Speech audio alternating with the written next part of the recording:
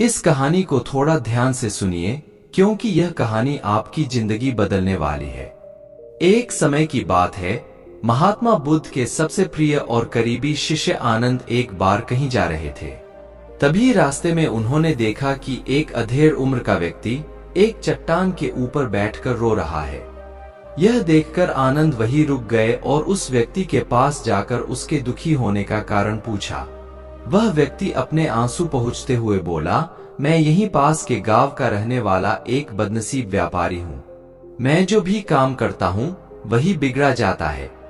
व्यापार के चक्कर में मैंने अपनी माँ और पत्नी के गहने भी गवा दिए और अपने परिवार को खो दिया, और यहाँ तक कि अब तो मेरा घर और खेत दोनों भी गिर भी पड़ा है। मुझे तो लगता है कि मेरी किस्मत ही खराब है। उस व्यक्ति की बात सुनकर आनंद बोले, तुमसे किसने कहा कि तुम्हारी किस्मत खराब है? जरा मैं भी तो जानूं कि तुम्हारी किस्मत में क्या खराबी है। व्यक्ति बोला, पहले मैं खेती करता था, लेकिन हर साल उसमें घाटा होता था। कभी सूखा पड़ जाता तो कभी ज्यादा बारिश से फसल खराब हो जाती। कभी आवारा पशु फसल को नुकसान पहुंचाते तो कभी कीड़े मकोड़े और बीमारियां फसल को बर्बाद कर देती थी। खेती से मेरे परिवार का गुजारा ठीक से नहीं चल पा रहा था, जिससे परेशान होकर मैंने खेती करना छोड़ दिया।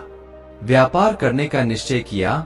मैंने पत्नी के गहने बेचकर अपना व्यापार शुरू किया था, लेकिन मेरा व्यापार नहीं चला।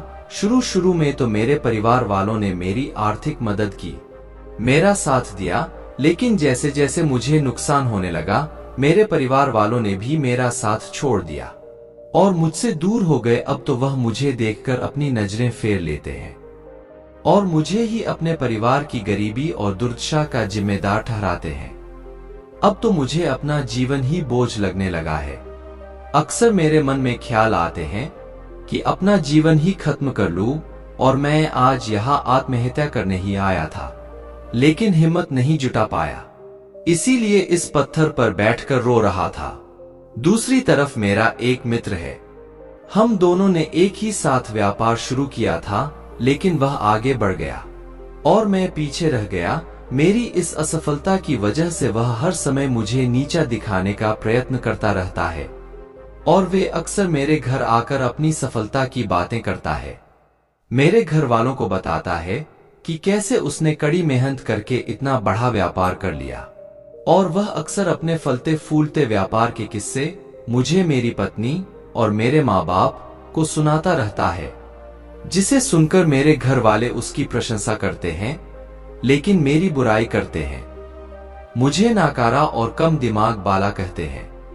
मेरी पत्नी और माँ मुझे बात बात पर ताने मारती है, जिससे मुझे बहुत दुख पहुंचता है और कई बार खुद की नाकामयाबी पर भी क्रोध आता है। लेकिन मुझे समझ नहीं आ रहा है कि मैं क्या करूं। यह सुन भिक्षु आनंद ने पूछा, तुम्हें किस बात का दुख होता है? अपने असफल होने का या फिर मित्र के सफल होने का? सवाल सुनकर वह व्यक्ति एक पल के लिए सोच में पड़ गया। फिर वह बोला, अगर मैं सच कहूं तो मुझे अपने असफल होने का उतना दुख नहीं होता जितना कि मित्र के सफल होने का होता है। भिक्षु आनंद ने अगला प्रश्न किया, अगर तुम्हारा मित्र व्यापार में असफल हो जाता और तुम सफल हो जाते तो क्या तुम खुश होते? व्यक्ति ने कहा, हाँ, मुझे बहुत खुशी होती। आनंद बोले, इसका मतलब कि तुम्हारी खुशी तुम्हारी मित्र पर निर्भर करती है। अगर वह चाहे तो तुम्हें खुश कर सकता है, और अगर वह चाहे तो तुम्हें दुखी भी कर सकता है। तुम स्वयं से ना तो खुश हो सकते हो और ना ही दुखी हो सकते हो। भिक्षु की बातें सुनकर व्यक्ति थोड़ी देर के लिए सोच में पड़ गया और फिर बोला, आपकी बातें सुनकर मुझे कुछ आशा बन रही है। तभी भिक्षु आनंद ने कहा, जब हम किसी से आशा बांध लेते हैं तो उस पर निर्भर हो जाते हैं, फिर हमारी खुशी और दुख भी उसी पर निर्भर करने लगते हैं। इसीलिए सबसे बेहतर है कि तुम स्वयं से आशा बांध लो। जब तुम ऐसा करोगे और साथ ही पूरी मेहनत और ईमानदारी से काम करोगे तो तुम्हें सफलता अवश्य प्राप्त होगी। तुम्हें लगता है कि तुम्हारा मित्र तुम्हें नीचा दिखाने आता है, दुखी करने आता है, पर अगर ईमानदारी से विचार करो तो वह बातें तो सच्ची ही कहता है। वह अपने संघर्ष और अनुभव की बातें बताता है, तुम उन बातों से बहुत कुछ सीख सकते हो। तुम्हें तो इसके लिए उसका धन्यवाद करना चाहिए कि तुम्हें घर बैठे इतने सारे अनुभव मिल रहे हैं। तुम अनुभवों का लाभ उठाओ, नई शुरुआत करो, ईमानदारी से कर्म करते जाओ और हार मत मानो। एक दिन तुम्हें सफलता जरूर मिलेगी। आज तुम जिसे अपना बुरा वक्त या बुरी किस्मत कह रहे हो, एक दिन यह बदल जाएगी और इसी के साथ तुम्हारी सोच और विचार भी बदल जाएंगे। और देखना, एक दिन तुम्हारा अच्छा समय शुरू हो जाएगा। तब तुम्हारा मित्र भी तुम्हें अपनी सफलताओं की कहानियां नहीं सुनाएगा, तुम्हें अपनी असफलताओं और परेशानियों की बातें सुनाया करेगा ताकि तुम उसकी बातें सुनकर भ्रमित हो जाओ, तुम्हारा आत्मविश्वास डगमगा जाए और तुम गलत निर्णय ले सको। लेकिन उस समय भी तुम्हें अपने ही बुद्धि का प्रयोग करना होगा, स्वयं पर विश्वास रखना होगा।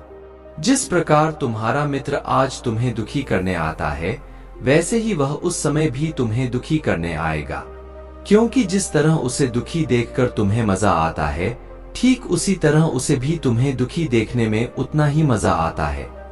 व्यक्ति ने कहा, आपने सही कहा।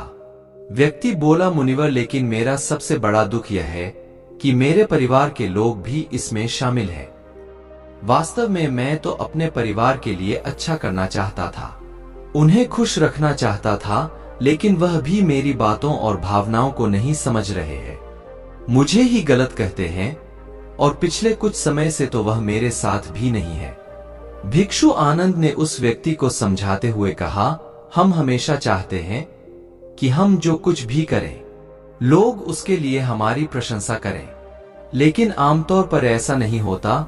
लोग हमारे पास आकर तारीफ नहीं करते, जिससे हम दुखी हो जाते हैं। हमें लगने लगता है कि हमारे मित्र, रिश्तेदार, घर वाले सब स्वार्थी है। लेकिन अगर तुम किसी को अपना परिवार मानते हो और उसके लिए कुछ करना चाहते हो, तो फिर तुम ऐसा क्यों सोचते हो कि तुम दूसरों के लिए कुछ कर रहे हो? वास्तव में तुम अपनी खुशी के लिए कुछ कर रहे हो, क्योंकि उन्हें खुश देखकर तुम्हें खुशी होती है। अगर ऐसा करते समय तो मानकर चलते हो कि तुम दूसरों के लिए कुछ कर रहे हो तो तुम दुखी रहोगे। लेकिन अगर तुम्हें लगता है कि तुम स्वयं के लिए कर रहे हो तो तुम खुश रहोगे। भिक्षु आनंद की यह बातें सुनकर उस व्यक्ति के चेहरे के भाव पूरी तरह से बदल गए। उसने कहा, आप सही कह रहे हैं। मैं समझ गया कि अब तक मेरी किस्मत इसीलिए खराब थी क्योंकि वह दूसरों के हाथों में थी, लेकिन अब से मैं अपनी किस्मत को अपने हाथों में रखूंगा और फिर से प्रयत्न करूंगा, पूरी लगन और ईमानदारी से काम करूंगा और जब तक सफलता नहीं मिल जाती है, चैन से नहीं बैठूंगा। उस व्यक्ति की बात सुनकर आनंद मुस्कुराए और उसे एक छोटी सी डिबिया देते हुए कहा, इस डिबिया को हमेशा अपने साथ रखना। इसमें एक ऐसा मंत्र है जो तुम्हें बड़े से बड़े दुख से भी बाहर निकाल लेगा। लेकिन इस डिबिया को तभी खोलना जब तुम्हारे सारे रास्ते बंद हो जाएं, कोई उम्मीद नजर ना आए और तुम्हें लगने लगे कि सब व्यर्थ है, यह दुनिया व्यर्थ है और यहाँ रहना भी व्यर्थ है। व्यक्ति ने भिक्षु का धन्यवाद किया और उस डिबिया को लेकर अपने घर वापस आ गया। उसने एक नए उत्साह के साथ दोबारा अपने व्यापार की शुरुआत की और इस बार उसका व्यापार चल पड़ा। अपनी मेहनत और लगन के बल पर बस कुछ ही सालों में वह एक बड़ा व्यापारी बन गया। उसके परिवार वाले भी उसके साथ आ गए और उसका जीवन बहुत ही सुख शांति और समृद्धि के साथ बीतने लगा। लेकिन समय और किस्मत के खेल को आज तक ना कोई समझ पाया है और ना कोई समझ पाएगा। यह सदा एक जैसा नहीं रहता, यह बदलता रहता है। एक दिन उस व्यक्ति के जीवन में बदलाव आया। वह व्यक्ति जिस राज्य में रहता था, उस राज्य पर पड़ोसी राज्य के राजा ने हमला कर दिया। उस हमले और लूटमार में उस व्यक्ति का सारा धन भी लूट लिया गया। उसकी दुकानें और घर सब जला दिए गए। जान बचाने के लिए उसे अपने परिवार के साथ वहां से भागना पड़ा। वह व्यक्ति अपने परिवार के साथ कई दिनों तक इधर उधर भटकता रहा। वह दाने दाने को मोहताज हो गया। उसका बच्चा बीमार हो गया और इलाज के अभाव में बीमारी से बुरी तरह रहने लगा। यह देखकर उसका हृदय अंदर से चिल्ला उठा। उसके पास अपने बेटे के इलाज और परिवार को खिलाने के लिए धन के नाम पर एक सिक्का भी नहीं था। वह अंदर से बुरी तरह से टूट गया। ऐसे में उसे एक बार फिर से निराशा नहीं घेर लिया। उसे लगने लगा कि उसका जीवन व्यर्थ है, सारी दुनिया व्यर्थ है। लेकिन तभी अचानक उसे भिक्षु आनंद द्वारा दी गई डिबिया की याद आई। उसने बड़ी उत्सुकता के साथ उस डिबिया खोला। उस डिबिया के अंदर एक पर्ची रखी हुई थी। उस पर्ची पर कुछ लिखा हुआ था। उस पर्ची पर लिखा था कि यह वक्त भी गुजर जाएगा। यह सब पढ़ लेने बाद उसकी आंखों के सामने छाया हुआ निराशा का अंधेरा छट गया और वह बहुत खुश हुआ। दोस्तों, यह कहानी हमें सिखाती है कि समय के खेल को समझना संभव है। यह हमेशा बदलता रहता है, इसीलिए बुरी परिस्थितियों में हमें अत्यधिक निराश नहीं होना चाहिए। आत्मविश्वास बनाए रखना है, क्योंकि समय बदलता जरूर है। आज बुरा है तो कल अच्छा भी जरूर आएगा। दोस्तों, अगर यह कहानी आपको अच्छी लगी हो तो इस पोस्ट को शेयर करें और ऐसी और कहानी सुनने के लिए मिलते हैं हम आपसे ऐसी ही एक और प्रेरणादायक कहानी के साथ अगले दिन। धन्यवाद।